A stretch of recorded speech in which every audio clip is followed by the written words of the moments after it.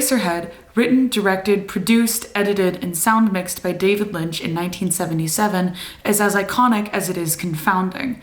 A pioneer of independent American cinema, Eraserhead is about as original as it gets. This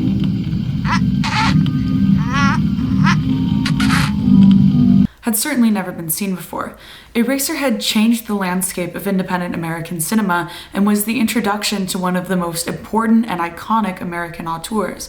But today I'm not going to talk about Eraserhead's originality, but rather its similarities to a show that premiered 2,408 years earlier by a similar dramatic iconoclast, the Greek tragedy Medea by the playwright Euripides. In examining these stories side by side, in looking at Eraserhead through the lens of adaptation, I think we'll find some interesting comparisons and be able to dig through the thematic goldmine that both of these stories offer us. But before we dive into analysis, it might be helpful to know exactly what happens in the stories that we're analyzing.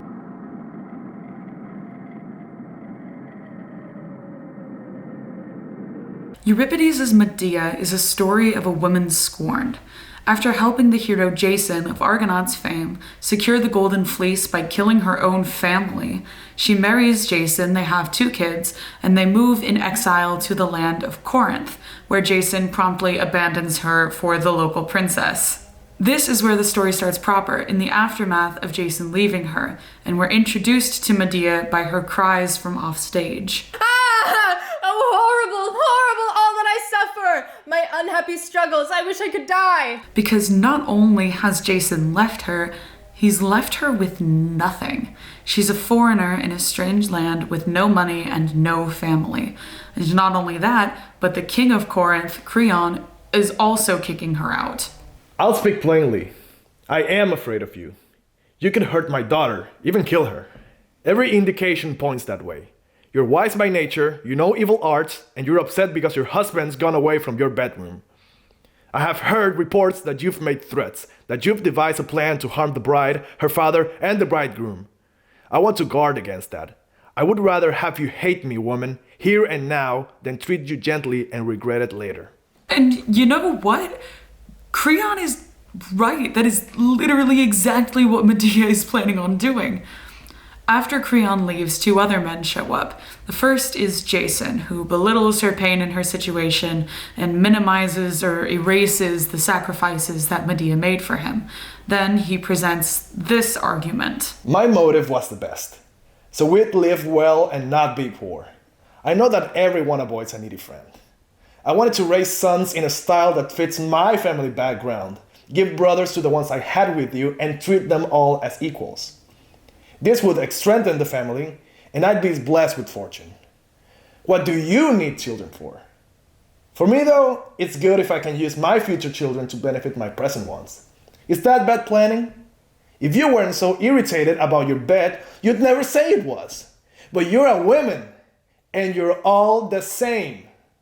This, of course, far from Jason's intention of calming down this hysterical woman, is just another twist of the knife for Medea.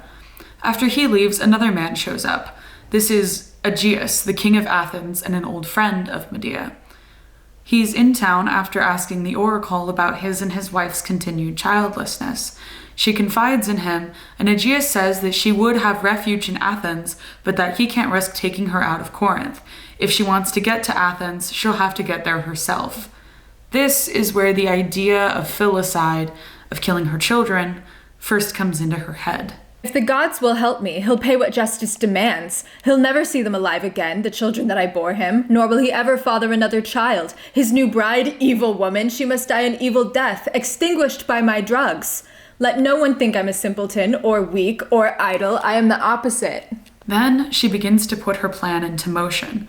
She sends her kids with the poisoned jewelry for the princess, and a messenger comes back saying that both the princess and the king have died gruesome deaths. The princess, because of the poisoned jewelry, and the king... Oh, my poor unhappy child! What god dishonors you? What god destroys you? Who has taken you away from me? An old man with 1 foot in the grave! Let me die with you, child! And so he does. And for Medea, it's now or never. My friends, it is decided. As soon as possible, I must kill my children and leave this land before I give my enemies a chance to slaughter them with a hand that's moved with hatred. They must die anyway, and since they must, I will kill them. I'm the one who bore them. The chorus laments as the children die off stage. What terrible deed could surpass such an outrage? O bed of their marriage, O woman's desire, such harm have you done, so much pain have you caused. Jason appears for the second time to confront Medea about the whole murdering the royals thing, but she's already gone. In the stage directions, it reads, Medea appears above the roof in a flying chariot, with the bodies of the children. The two of them argue. Jason begs for the bodies, but Medea says no. His words mean nothing anymore. And she flies away in a golden chariot into the sun. David Lynch's Eraserhead is about a man confused. We start with this as our prologue, Henry superimposed over this planet.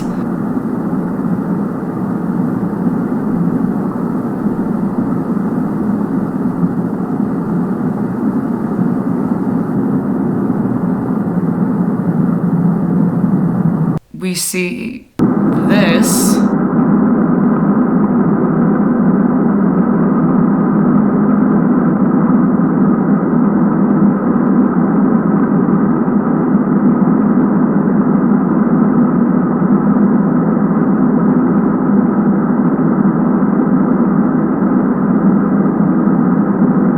The man in the planet pulls some levers and we have what is technically a sex scene?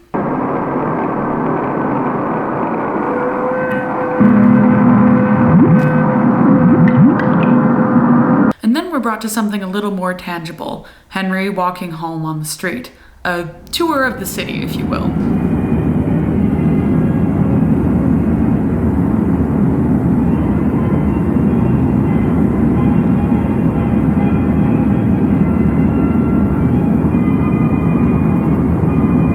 When he gets back to his apartment, the beautiful girl across the hall, called Beautiful Girl Across the Hall, tells him that his girlfriend called.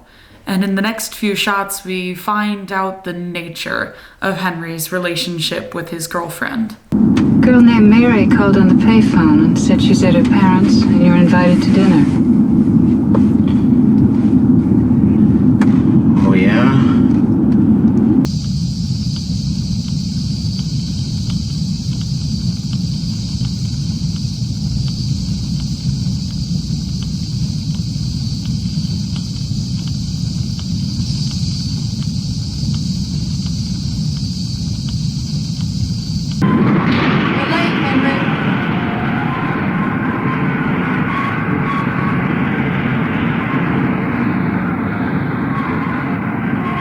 If you wanted me to come or not. Where have you been?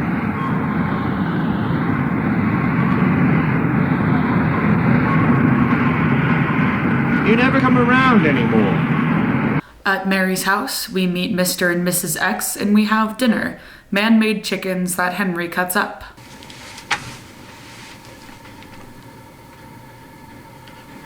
Do I just cut them up like regular chickens? Sure, just cut them up like regular chickens. After dinner, we get this confrontation.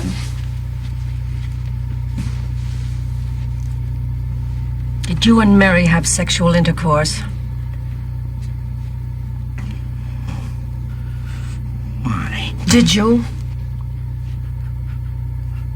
Why are you asking me this question? I have a very good reason. And now I want you to tell me. I'm very... I love Mary. Henry, I asked you if you and Mary had sexual intercourse. Well, I don't think that's any of your business. Henry! And why did she ask? Well, it's what you've all been waiting for. The baby.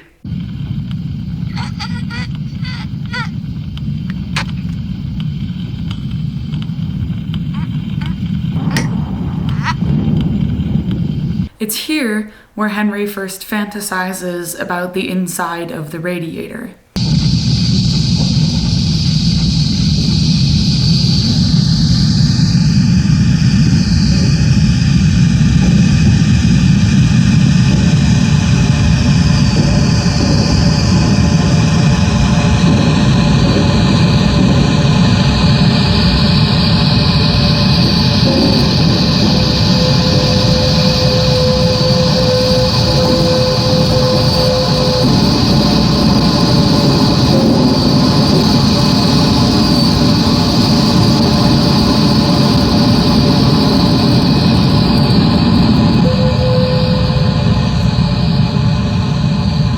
That night, being the parent of a newborn, Mary is exhausted and fed up with the baby's incessant crying. She leaves and goes home to her parents. I can't stand it. I'm going home. Later, Henry checks the baby's temperature and goes to leave the room when, the baby's sick. Oh, you are sick. So he sets up a little humidifier.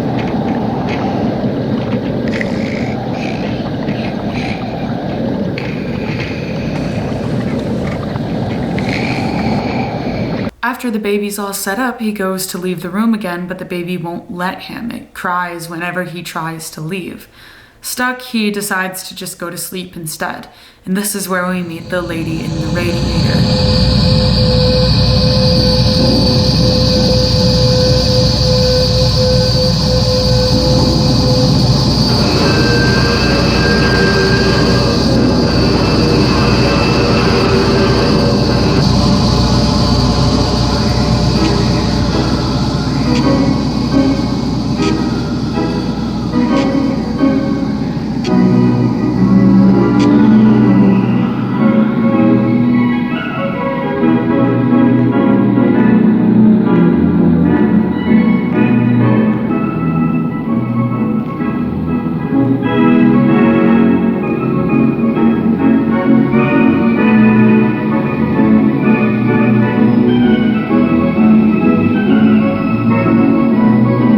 She does a little dance as these things start to fall from the ceiling.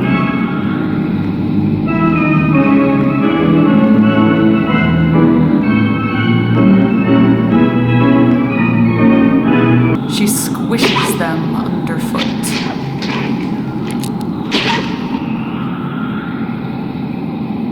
Next to Henry as he sleeps is Mary, having fits in her sleep and apparently birthing these same worm things that the lady in the radiator was squishing.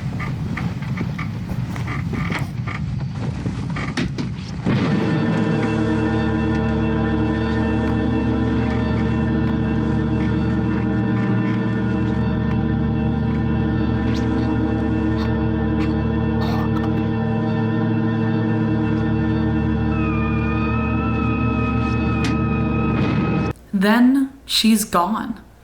Henry hears a knock at the door, and it's the beautiful girl across the hall.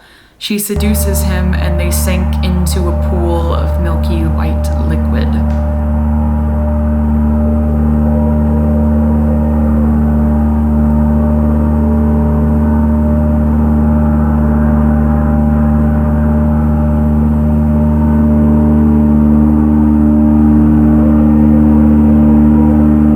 The lady in the radiator shows up and sings a song. In heaven, everything is fine. In heaven, everything is fine. In heaven, everything is fine. You got your good things, and I've got mine.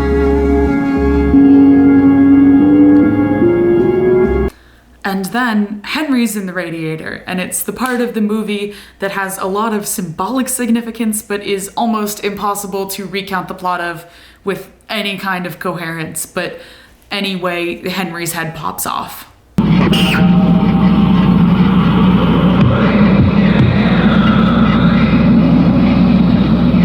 It falls on the street, a kid takes it to a pencil factory, and Henry's brain is turned into pencil erasers. Hey, that's like the name of the movie.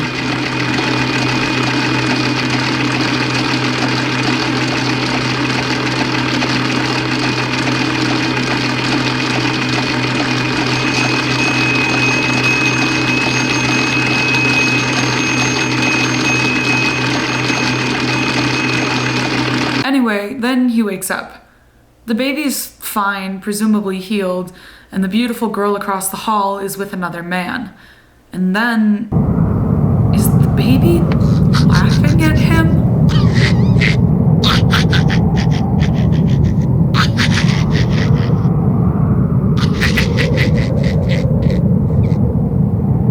Later, Henry grabs some scissors and he cuts open the bandages that's holding the baby together.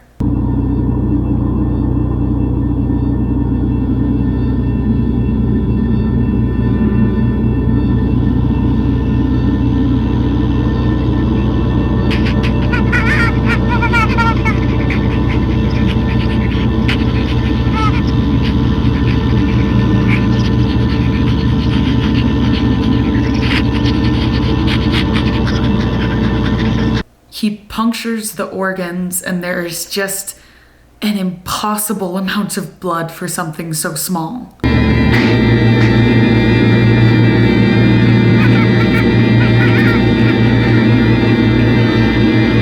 Henry tries to hide, but the baby haunts him already.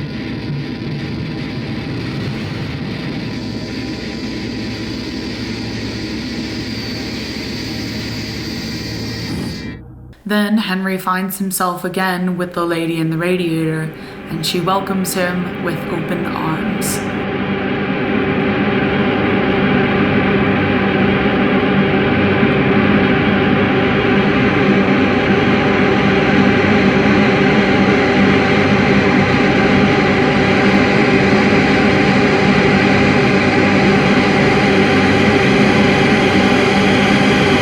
So, there's a lot to unpack here.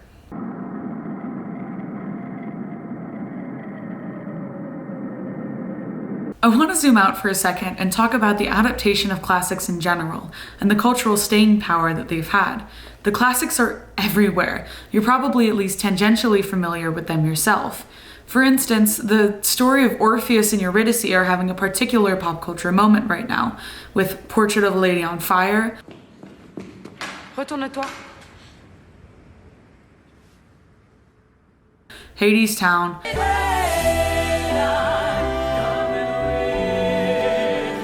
and the Hades Game, just to name a few.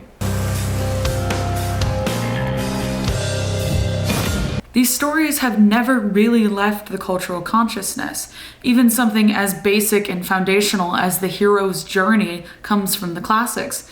It honestly wouldn't be that much of a stretch to say that every story, directly or indirectly, is an adaptation of the classics.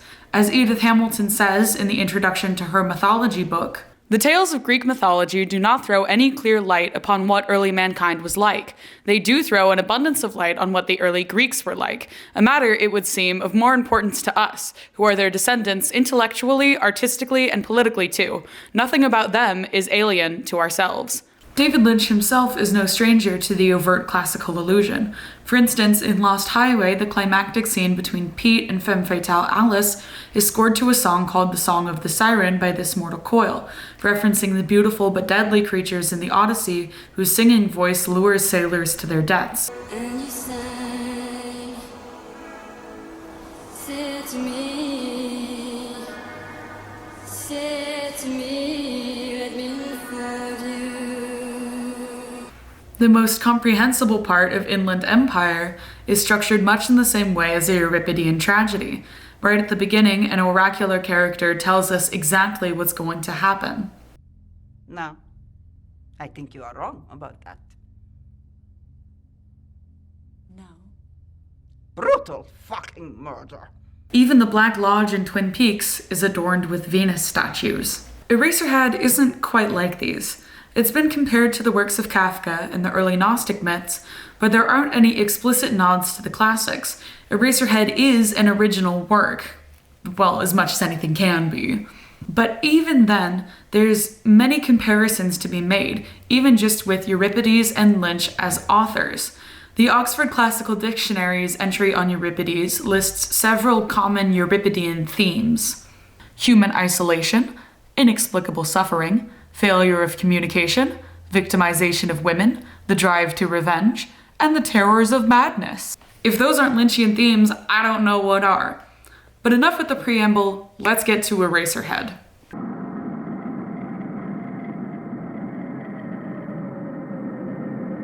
To start, I want to propose a theory about watching David Lynch films, and I'm calling it the Cousin Lil theory, after this scene in Fire Walk With Me. Chet, your surprise. Her name is Lil.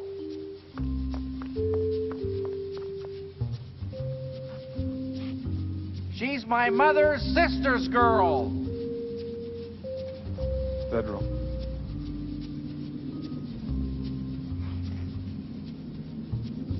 Good luck, Chet. Sam, you stick with Chet. He's got his own M.O. Modus operandi. You fellas can reach me in the Philadelphia offices. I'm flying out today.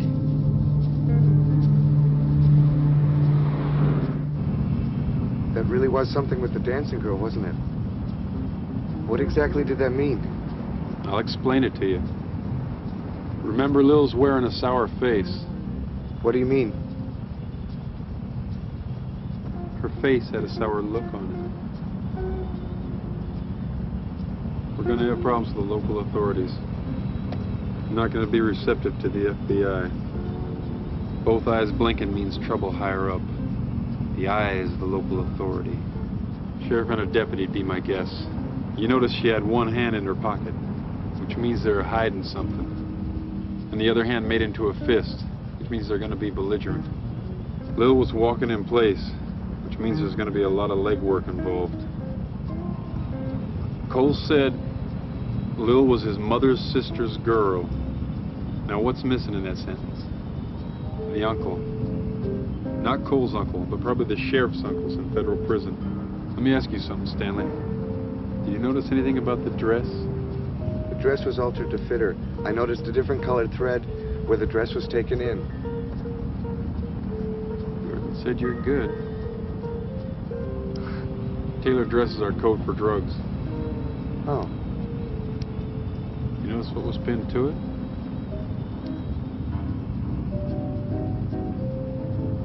A blue rose?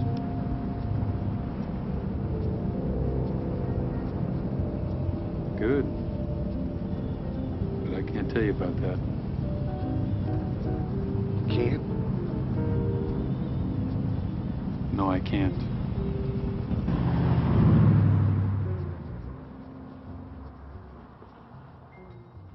What this scene tells you as an audience, more than just the situation at Deer Meadow PD, is that everything is important, everything is significant. It may not make sense, but it means something. In Fire Walk With Me, David Lynch is literally telling us himself. Most of the time we don't get such an easy explanation. But the theory goes that early in a David Lynch movie, there's a scene that sets up the rest of the movie, that tells the audience what to look for and how to watch it. In Eraserhead, I believe this is the cutting the chicken at dinner. Do I just cut them up like regular chickens? Sure, just cut them up like regular chickens.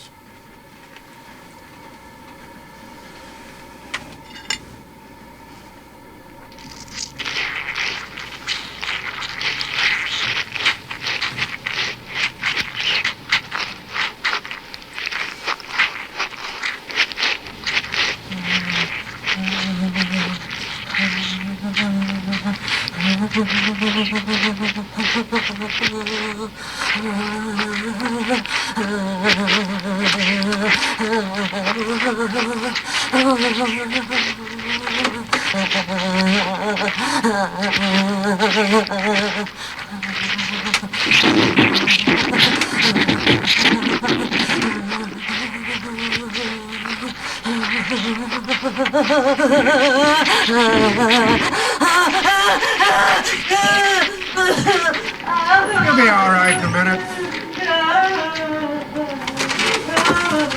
Excuse me.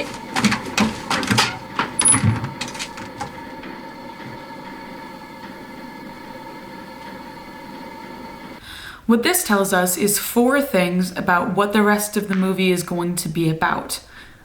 First, it's domestic, about a family, about a home.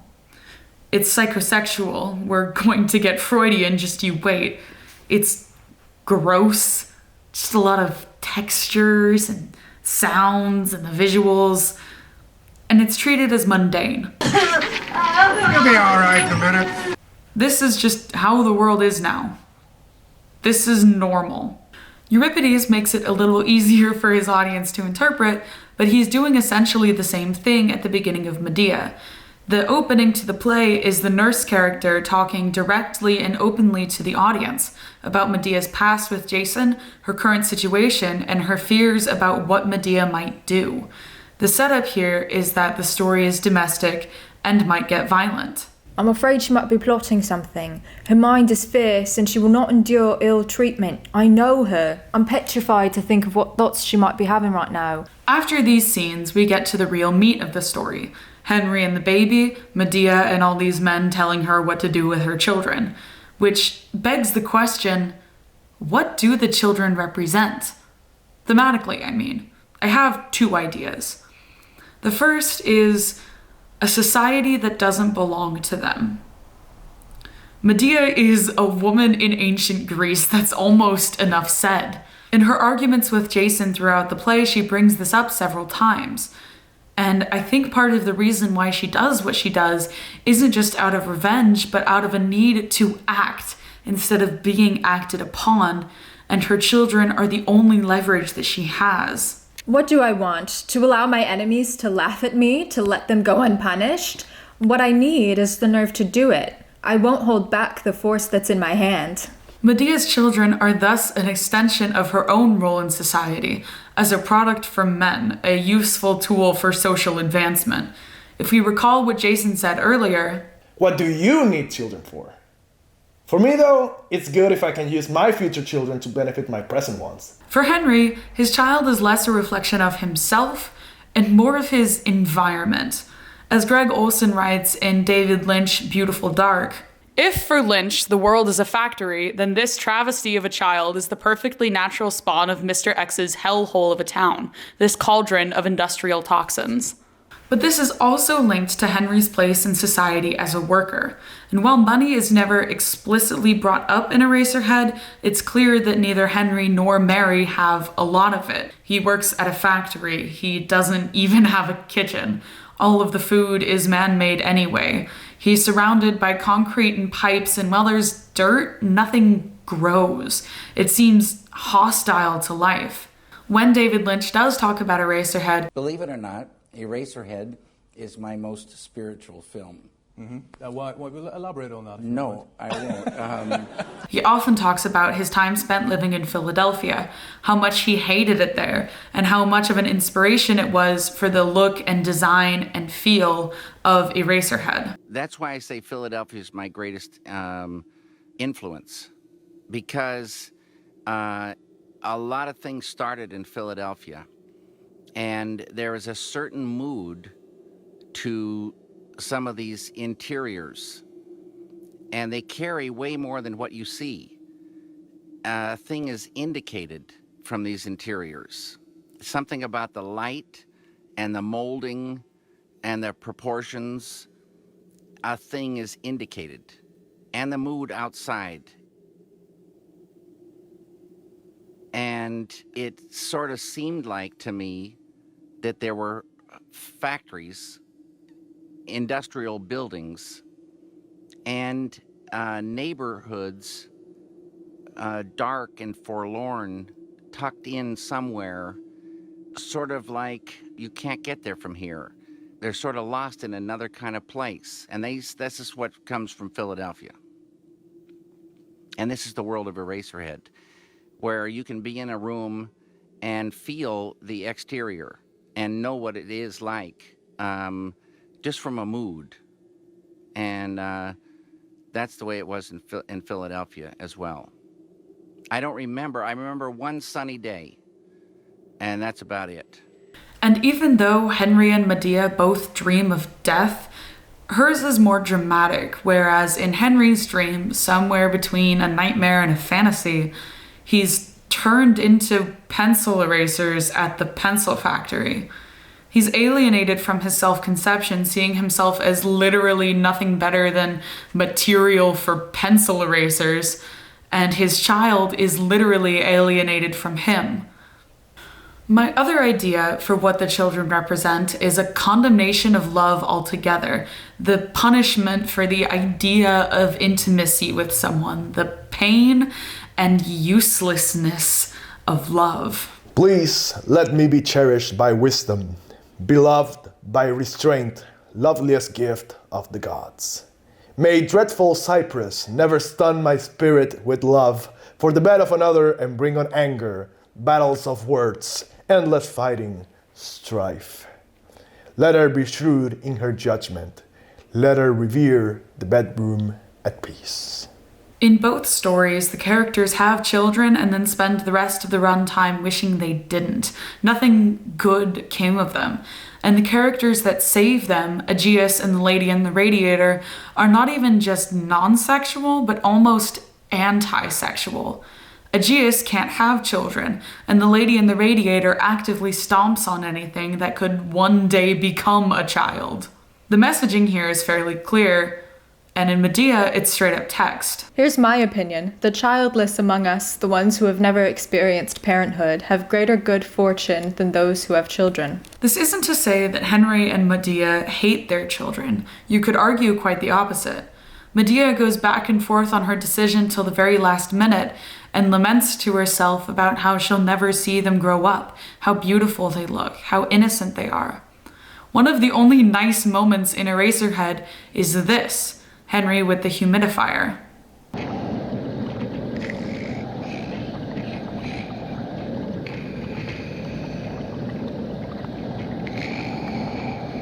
This moment is really sweet, and it shows that even though Henry has no idea what he's doing, he's trying. But it isn't enough for either of them. And ultimately, that's the real tragedy of these two stories, is that the realization that maybe love doesn't mean all that much.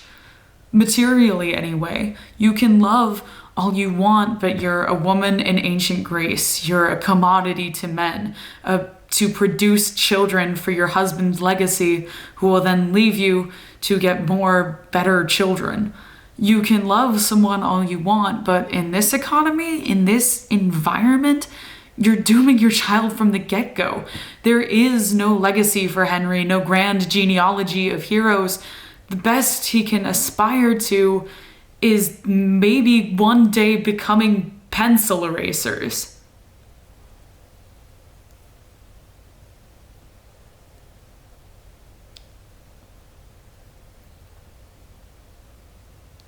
Hey, Mr. Lynch?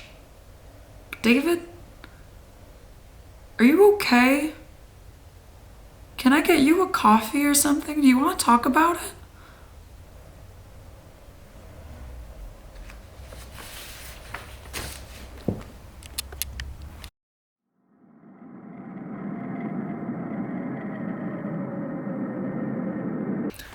So, where does that leave us then? Stepping back from the black hole that is the themes, let's go back to that idea of adaptation.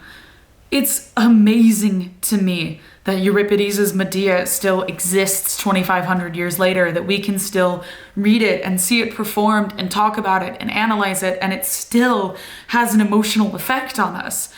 In the same way, Eraserhead was a snapshot of its time, the condensed anxieties of everyone in 1977, but David Lynch in particular, and he made beautiful, disturbing, engaging art out of it. I guess what all this is to say is that we've never changed.